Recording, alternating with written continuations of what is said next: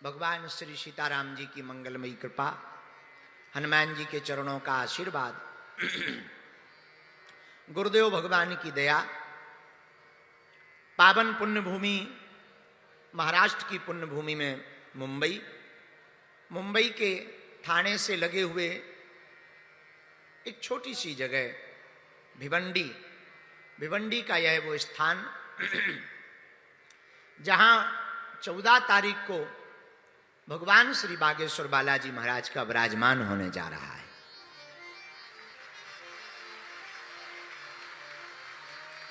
ऐसा सनातन मठ, इस सनातन मठ में श्री बागेश्वर बालाजी के सनातन मठ में आज से 7 दिन तक ठाकुर जी की गाथा गाई जा रही है। साप्ताहिक श्रीमद् भागवत कथा का आयोजन है। यहाँ के दृश्य अदृश्य सभी देवी देवताओं को हम प्रणाम करते, अपने गुरुदेव भगवान के चरणों को प्रणाम करते, परम भागवत महाराज परीक्षित जी को प्रणाम करते हैं, बागेश्वर बालाजी को प्रणाम करते हैं, उनसे प्रार्थना अपना आशीर्वाद देवें और किसी ना किसी रूप में विराजमान हो जाए। सन्यासी बाबा के चरणों को प्रणाम करते हैं, दादा गुरु जी के चरणों को प्रणाम करते हैं एवं विराजमान सभी भूदेव आचार्यों को प्रणाम करते हैं। साथ ही हमको पहले ही पहुंच जाना था, लेकिन अभी हमारा अनुष्ठान चल रहा है, जिस कारण से केवल एक ही बार आहार फलाहार का ले पाते हैं।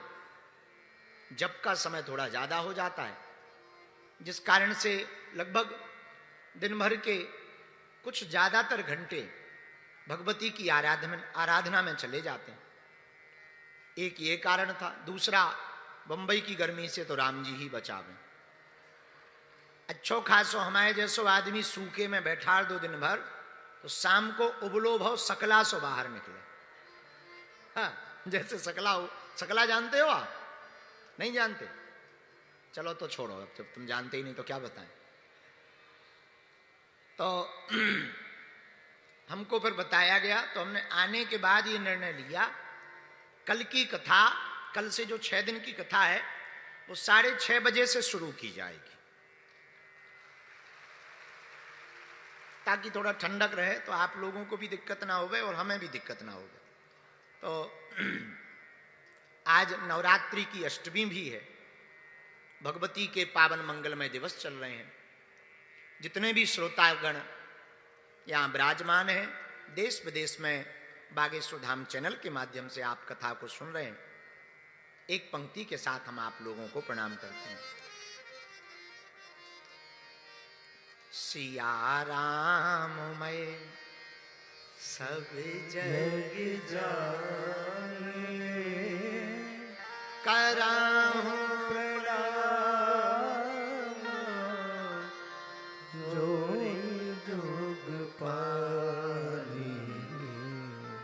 सीताराम सीताराम, भैया सीताराम कहिए, जाहि विधि राखे राम, ताहि विधि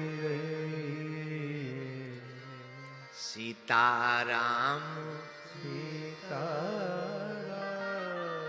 आप सबके हृदय में जो भगवान विराजमान है, हम उनके चरणों को प्रणाम करते हैं। बोलो सीताराम, जोर से बोलो।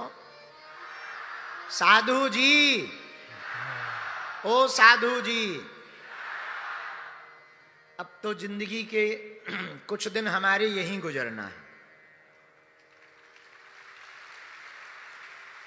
सब दिन नहीं कहा हमने, बड़े चतुर हैं हम, बहुत सीधे हैं, जलेबी जैसे। तो हमने ये कहा कुछ दिन यहां गुजरना। प्रारंभ में सामने का जो टीन शेड है उसमें दरबार लगा। पहले तो एक पंडित जी आए हमारे पास, बोले आपको भिवंडी में एक दिन के लिए चलना है। हम कहा चल पड़ेंगे। नितिन जी ने परिचय कराया। बोले एक श्री रुद्र प्रताप त्रिपाठी जी हैं, बड़े अच्छे सज्जन हैं, गुरु जी से जुड़े हैं, सदा सनातन का काम करते रहते हैं और कुछ ना कुछ अनुष्ठान उनका चलता ही रहता। कभी चारों धामों में कथाएं, कभी वृंदावन में भागवत, कभी कहीं, बड़े सरल हैं। एक दिन का दरबार उनके वहां पे लगाना है। हम कहा भैया ठीक है। हम भी नए नए बाबा थे, परिचय तो था नहीं। तब तक किसी ने आके बताया कि वो अपने ही मध्य प्रदेश के हैं, सतना के। तब हमारा थोड़ा और भरोसा बढ़ा। पुरानी कहावत है कि मायके को कुत्ता भी प्यारो लगा। माताओं की एक आदत होती है, मायके से कुत्ता भी आ जाए तो वो भी प्रिय लगता है। पुरानी कहावत है, गांव की, बुरा ना मानना। हमें क्योंकि 6 दिन गुजारना है आपके बीच में, तो सुना कि मध्य प्रदेश के हैं तो और थोड़ा कॉन्फिडेंस बढ़ा। हमने कहा फिर तो लो अब सोने पे सुहागा है। हम आए तो अभी कपिल जी भी उस दिन आए थे, सब लोग थे, शायद अरुण सेठ भी रहे होंगे, परिचय उतना गहरा नहीं था हमारा, सब लोग थे। मुंबई से तो वैसे ही हमारा प्रेम है, इसको हम सब लोग माया नगरी कहते हैं, पर हमारा उद्देश्य है कि माया नगरी में माधव की बात होनी चाहिए। तो उसी दिन हमने मंच से कहा कि त्रिपाठी जी और तो सब ठीक है, एक आश्रम की स्थापना यहां हो गए तो हमको आने जाने का बहाना मिल जाएगा। बुरा ना मानना, एक बहुत पते की बात बोले। हमसे कई चेलन ने घोषणा करवा दी कि हम मंदिर बनवा रहे, आज तक नहीं आगे की लगन ने बनवा। तो हमें लगो जा भी घोषणा ऐसे ही हो गई। पर जब पिछले साल भूमि पूजन हुआ और कार्य प्रारंभ हुआ तो मन को बड़ी संतुष्टि हुई कि हमारे त्रिपाठी जी वचन के बहुत पक्के।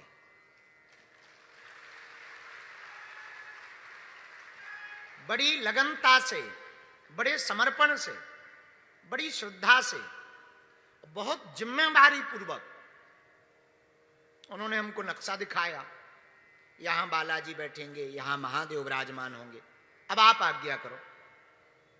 तो हम पिछली बार आए, ऐसे ही काम तो पूरा हो ही ना, तो काम तो अभी भी लगा है।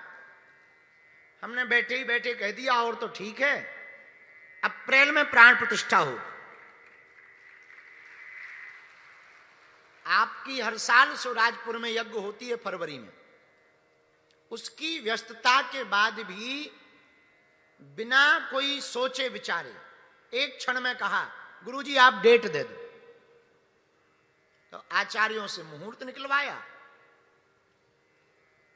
और समय तिथि ये तय हो गई कि 14 अप्रैल को महाराष्ट्र की भूमि में जगतगुरु संत तुकाराम की भूमि पर, संत ज्ञानेश्वर महाराज की भूमि पर, संत श्री गाडगे जी महाराज जी की भूमि पर, परम भक्ति माता जनाबाई की भूमि पर, छत्रपति वीर शिवाजी महाराज की भूमि पर, आद्य शक्ति भगवती मुंबा देवी की भूमि पर, प्रथम पूज्य भगवान गणनायक सिद्धि विनायक की भूमि पर भगवान श्री बागेश्वर बालाजी का विराजमान होगा,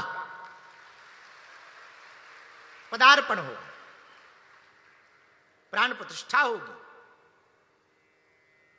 और भगवान की बड़ी कृपा कि हमको आज से 11 तारीख तक भिवंडी के इस धर्म परिक्षेत्र में, अब तो ये बागेश्वर तीर्थ क्षेत्र हो गया है। वैसे भी भागवताकार कहते हैं यदा भागवतीर्वार्ता, जहां भी भागवत की कथा होती है, बोले सुनो, जहां भी ठाकुर जी की कथा गाई जाती, भगवान नाम जप किया जाता, जहां संत चरण रख देते, वो भूमि पर साधारण भूमि नहीं रहती, वो पुण्य भूमि साक्षात तीर्थ का रूप ले लेती है। हम लोगों का घूमने का मन होता है तो शिमला ऊटी जाते हैं, जैसे मध्य प्रदेश वाले बंबई आ जाते, बंबई वाले दुबई चले जाते या विदेश। पर कभी कभी तीर्थों का भी घूमने का मन होता है तो वो कहां जाते हैं? तीर्थों का मन होता है तो वो ऊटी शिमला घूमने नहीं जाते, जहां कथा होती है वहां तीर्थ सचल रूप से चल करके आ जाते हैं। इसलिए संत गाते हैं, यदा भागवती वार्ता, जहां भागवत की कथा है वहीं ठाकुर जी हैं, जहां भागवत की कथा है वहीं वृंदावन है, जहां भागवत की कथा है वहीं परम भागवत हैं, जहां भागवत की कथा है वहीं कृष्ण कन्हैया जी हैं। अब तो ये भिवंडी का क्षेत्र साक्षात श्रीधाम वृंदावन बनने जा रहा है, साक्षात बागेश्वर धाम बनने जा रहा है, जहां स्वयं श्री कलिकाल के राजा कौन? अंजनानंदनम वीरम जानकी शोकनाशनम कपीसमक्ष हंतारम वंदे लंका भयंकरम। श्री हनुमान जी महाराज, जिनका चारों युगों में प्रताप है, उन हनुमान जी महाराज का पदार्पण मुंबई की इस भिवंडी की भूमि पर उनकी ही कृपा से, उनकी ही प्रेरणा से, उनके ही भगत के द्वारा होने जा रहा है। ऐसे हमारे श्री रुद्र प्रताप त्रिपाठी जी का जो संकल्प था वो पूर्ण हुआ और हमको 15 तारीख तक मुंबई में रहने का सौभाग्य मिल रहा है। और आज ही हमने निश्चय किया, देखो वैसे तो हम रातों के राजा हैं, रात हमें बड़ी अच्छी लगती। हमारे पूज्य गुरुजी एक बात बहुत अच्छी बोलते थे, पूज्य श्री दादाजी, किसी भी साधु को साधु देखना है तो उसके दिन मत देखो, उसकी रातें देखो। तो हमें तब समझ में नहीं आया, हमने कहा कि रातें क्यों देखो? बोले दिन में तो असाधु भी साधु बन जाता है, रात को कंट्रोल नहीं कर पाता, पर जो रात को साध ले वही पक्का साधु होता है। दिन को तो कोई भी चोला पहनकर अपने आप को कंट्रोल करके, कई ऐसे भी होते हैं, भगवान जाने अब कैसे कैसे होते हैं हनुमान जी, कई लोग ऐसे भी होते हैं बड़े कंट्रोल करके वेशभूषा आइए पर रात को सहज होना बड़ा कठिन है, क्योंकि रात को काम की तीव्रता अधिक गुनी बढ़ जाती। उस वक्त जो भोगी होगा वो भोग में लिप्त हो जाएगा, पर जो योगी होगा वो भगवान में लुप्त हो जाएगा। तो हमें रातें तो बहुत अच्छी लगती हैं, तो आज ही हमने निर्णय लिया 2 दिन तक यहां दरबार लगाएंगे, हर कथा में 1 दिन, पर यहां 2 दिन। और 12 तारीख को शाम काल को हनुमान जी का जन्मोत्सव यही मनाएंगे, और 14 को, क्योंकि 12 को हनुमान जयंती जन्मोत्सव है, तो 12 तारीख को खूब भव्यता के साथ हनुमान जन्मोत्सव मनाएंगे, और फिर 14 तारीख को हनुमान जी का स्थापना महोत्सव मनाकर हम आगे की यात्रा पर जाएंगे। बालाजी महाराज के कृपा पात्र बागेश्वर धाम पीठाधीश्वर परम पूज्य धीरेन्द्र कृष्ण शास्त्री जी महाराज का पावन संकल्प। मध्य प्रदेश में छतरपुर के ग्राम गढ़ा में बनेगा विश्व स्तरीय कैंसर अस्पताल एवं रिसर्च सेंटर, जिसकी आधारशिला देश के यशस्वी प्रधानमंत्री नरेंद्र मोदी जी के कर कमलों से रखी जा चुकी है। 200 करोड़ रुपए की लागत वाले 100 बेड के इस अस्पताल में गरीबों का होगा मुफ्त इलाज। ये बहुत बड़ा अवसर है, बहुत बड़ा काम है। संकल्प बड़ा हो, संतों के आशीर्वाद हो, प्रभु की कृपा हो, तो समय सीमा में सब पूर्ण होता है। हमारे प्रियजनों, बागेश्वर धाम पूरे भारत के लोगों, अभी तक अस्पतालों में मंदिर थे, अब मंदिर में अस्पताल होगा। कैंसर हॉस्पिटल निर्माण हेतु सहयोग देकर पुण्य के भागी बने। अकाउंट नेम श्री बागेश्वर जन सेवा समिति, bank name HDFC bank, account number 999108108108, IFSC code HDFC 0000088।